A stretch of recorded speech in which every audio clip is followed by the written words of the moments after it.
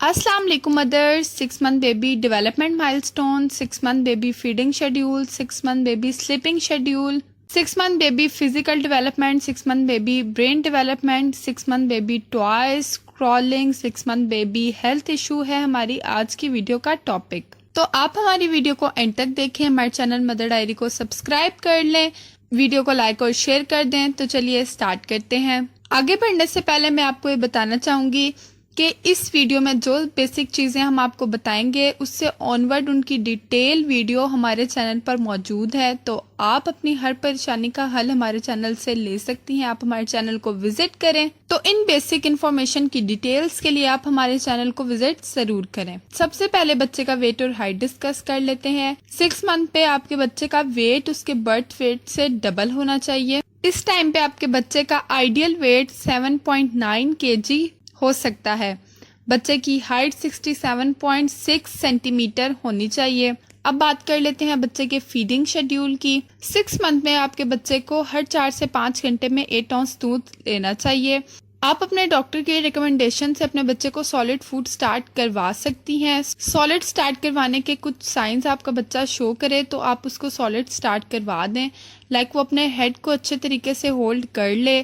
जब आप उससे फूड ऑफर करें तो वो अपना मुंह खोले, स्पून से वो फूड अपने मुंह में ले और फूड देखकर वो इंटरेस्ट शो करवाए। तो ये कुछ साइंस हैं जो आपका बच्चा शो करवाता है।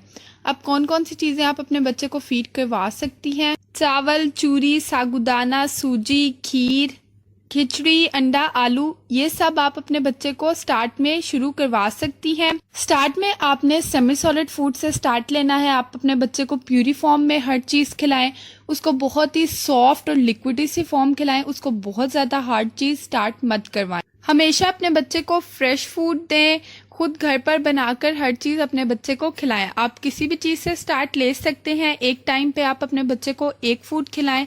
लाइक आप अपने बच्चे को एक टाइम पे 4-5 दिन एक फूड देकर देखें कि आपके बच्चे को उस चीज़ से एलर्जी तो नहीं है। सॉलिड स्टार्ट करते ही आपके बच्चे के स्टूल में चेंजेस आते हैं तो उस वजह से परेशान होने की आपको कोई ज़रूरत नहीं है। स्टार्ट में 1-2 स्पून से स्टार्ट करें, देन 2-3 स्पून बच्चे को दें और फिर आहिस्ता आहिस्ता बच्चे की फीड बढ़ा दें। कभी भी बच्चे को खाना फिनिश करने पे जोर ना दें। अगर बच्चा सर फेर ले या मुंह ना खोले तो मत खिलाएं। वो चीज़ें जिनकी वजह से चोकिंग होने का खतरा हो, जो आपके बच्चे के गले में फंस सकती हैं, वो अपने बच्चे को हरगिज मत खिलाएं। हमेशा अपने बच्चे को जब भी सॉलिड स्टार्ट करवाएं तो उसको साथ में ब्रेस्ट मिल्क या फार्मूला मिल्क जो भी आप देती हैं उसको कंटिन्यू रखें। आपने ऐसा नहीं करना कि अगर आपने उसको सॉलिड स्टार्ट करवा दिया है तो आप उसके ब्रेस्ट मिल्क के सेशन को स्किप कर दें। आपने उसी तरह बच्चे को फीड करवाना है जिस तरह आप पहले करवाती थी। अब बच्चे की फिजिकल डेवलपमेंट के बारे में बात करते हैं। इस स्टेज पे बच्चा ट्वाइस पास करता है, ऑब्जेक्ट्स को पकड़ता है, बच्चा रोल करना स्टार्ट करता है। 6 मंथ के एंड तक बगैर किसी सपोर्ट के बच्चा बैठ जाता है। जब भी आप बच्चे को खड़ा करते हैं तो वो उछलता है, ज्यादा वजन बर्दाश्त करता है, हाथों और घुटनों के बल चलता है। बच्चा रोल करता है और अपने पेट के बल क्रॉलिंग करने की कोशिश करता है। बच्चा उंगलियों से चीज़ें पकड़ता है, वो अपने थंब और पॉइंटर फिंगर को यूज़ करके चीज़ें पकड़ता है। आपका बच्चा कमरे में हर चीज़ को गौर से देखता है। उसकी नज़र इस टाइम पे एक नौजवान की नज़र के जैसे हो गई होती है। अब बच्चे के ब्रेन डेवलपमेंट की बात कर लेते हैं।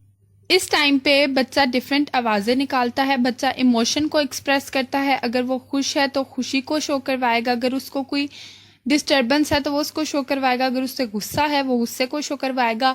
बच्चा आपकी बातों पे रिस्पॉन्स करता है। आप उसे बुलाते हैं, उसका नाम बुलाते हैं तो वो रिस्पॉन्स करता है। जब आपकी आवाज़ आती है वो रिस्पॉन्स करता है।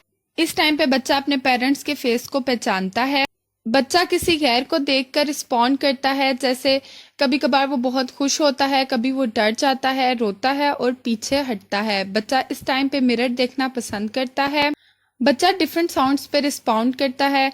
उसके रिस्पॉन्ड करने का तरीका ई, ऊ, आ की तरह का हो सकता है। बच्चा बेबल साउंड्स निकालता है लाइक मा, बा। इमोशन पे रिप्लाई करता है। अब बच्चे की डे रूटीन डिस्कस कर लेते हैं। 6 मंथ पे बच्चा पहले से एक्टिव हो जाता है और उनको ज़्यादा केयर की ज़रूरत होती है। 6 माह के बच्चे का दिन कुछ ऐसे गुजरता है। 7 बजे आपका बच्चा जाग जाता है और ब्रेस्ट फीड या ब्रेस्ट मिल्क के लिए रेडी रहता है। अगर सॉलिड स्टार्ट करवा दिया है तो सुबह आप उसको नाश्ता करवाएं, जैसा कि प्यूरी, बनाना, स्ट्रॉबेरीज या ब्रेस्ट फीड या बॉटल फीड, जो भी आप करवाना चाहती हैं आप वो।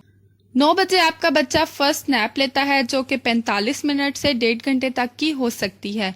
10 बजे आपका बच्चा एक और फीड लेगा और ये उसका प्ले टाइम होगा। 11:30 बजे आपका बच्चा एक और नैप लेता है, लेकिन बहुत छोटी सी नैप लेता है। 12:30 बजे आपका बच्चा जागता है और अपना दिन का मील लेता है। आप इस टाइम पे अपने बच्चे को सॉलिड ऑफर कर सकती हैं। 2 बजे आपका बच्चा एक और नैप लेता है। 4 बजे आपका बच्चा जागता है, वो बॉटल फीड करता है और ये भी उसका प्ले टाइम होता है। 6 बजे आप अपने बच्चे को डिनर करवाएं। डिनर हमेशा आप अपने बच्चे को अपने साथ बिठाकर अपनी फैमिली में करवाएं, ताकि बच्चे को इसकी आदत पड़े। जिस तरह सब बड़े डिनर करते हैं, इस तरह आप अपने बच्चे को डिनर जरूर करवाएं। 7 बजे आप उसके बेड टाइम स्टार्ट कर दें, लाइक उसको नहलाना, उसका मसाज करना, उसको रॉक करना या जो भी आप करती हैं, स्टोरी सुनाती हैं, लोरी सुनाती हैं, आप वो स्टार्ट करें। और 7:30 बजे 8 बजे तक आपका बच्चा सो जाना चाहिए। हमेशा याद रखिए, हर बच्चे की नेचर डिफरेंट होती है, तो आप इस टाइप की रूटीन बना सकती हैं, लेकिन अपने बच्चे की टाइमिंग के हिसाब से। अब बच्चे की स्लीपिंग बेसिस डिस्कस कर लेते हैं।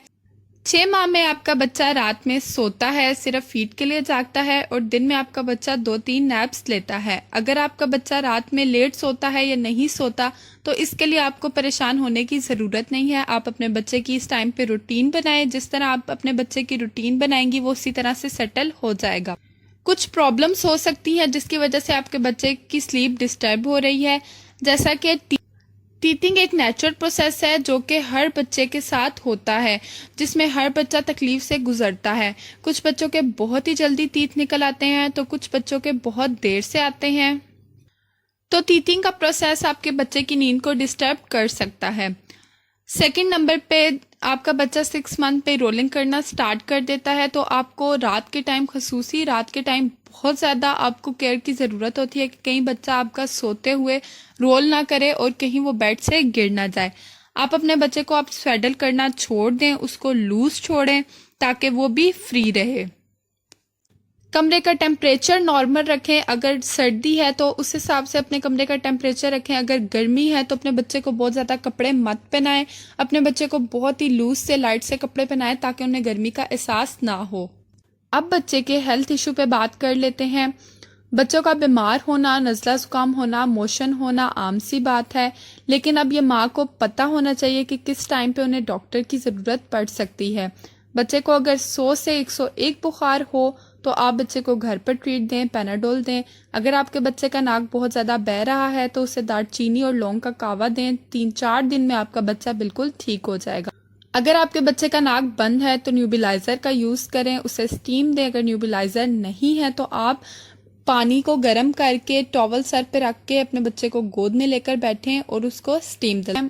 अगर आपके बच्चे को डायरिया हो गया है, आपके बच्चे की तबीयत ज़्यादा ख़राब है, तो आप डॉक्टर के पास ज़रूर जाएं। अगर आपका बच्चा डिफरेंट बातों पे रिस्पॉन्ड नहीं करता तो आपको डॉक्टर को दिखाने की ज़रूरत है। अगर आप बच्चे के सामने कोई चीज़ रखती हैं, वो उसको नहीं देखता, कोई इंटरेस्ट नहीं करता, फिर भी डॉक्टर को दिखाने की ज़रूरत होती है। कोई चीज़ अगर उनके आसपास हो तो वो उसे पकड़ने की कोशिश ना करें।